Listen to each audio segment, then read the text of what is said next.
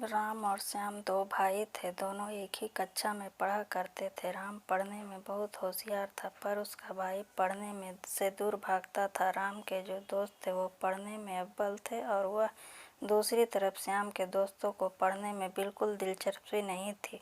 वो पढ़ाई से दूर भागते थे। ये सब देखने के बाद राम अपने भाई श्याम को उसके दोस्तों से दूर रहने के लिए बोलता था, लेकिन श्याम अपने भाई की बात नहीं सुनता और उसे कहता कि अपने काम से मतलब रखो। श्याम के दोस्त घर से स्कूल जाने के लिए निकलते और रास्ते में कहीं और चले जाते। कभी पार्क में बैठते, कभी जाकर कहीं खाना पीना करते और कभी फिल्म देखा करते थे। श्याम भी उनकी संगति में आ गया और वह धीरे धीरे स्कूल जाने से बचता रहा। श्याम भी उन दोस्तों के साथ बाहर में खाना पीना और घूमना करता। राम उसके इस प्रकार की धोखाधड़ी से बहुत चिंतित था।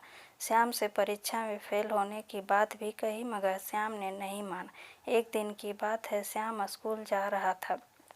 उसके दोस्त मिल गया और उन्होंने कहा, आज स्कूल नहीं जाना, हम सभी अपने दोस्त हरी का जन्म दिवस मनाएंगे और बाहर खाना पीना करेंगे और खूब मज़े करेंगे। पहले तो श्याम ने मना किया, किंतु दोस्तों के बार बार बोलने पर वह उनके साथ चला गया। श्याम और उसके मित्रों ने खूब पार्टी करी और उस दिन स्कूल नहीं गए।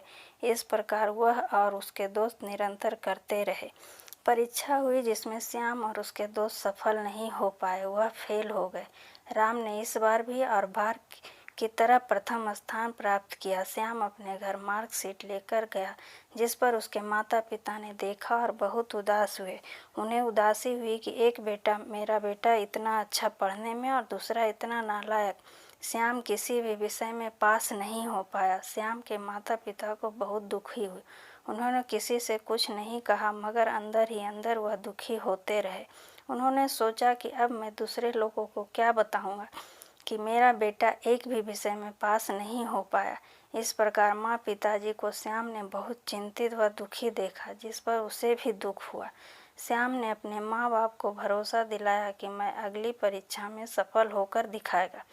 श्याम ने अपने उन सब दोस्तों को छोड़ दिया जिन्होंने उसकी सफलता में उसका मार्ग रोका था।